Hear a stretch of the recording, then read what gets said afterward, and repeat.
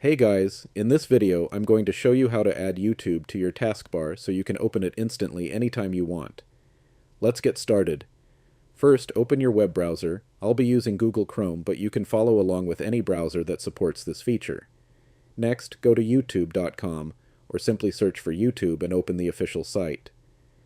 Once you're on YouTube, head to the top right corner of Chrome and click on the three-dot menu.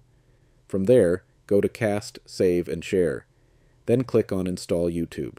Now click Install, and this will install YouTube as an app on your computer. Once it's installed, the YouTube app should open automatically. If it doesn't, just search for YouTube in your computer's search bar, and you'll see the app appear. Now right-click on the YouTube app and select Pin to Taskbar. And that's it.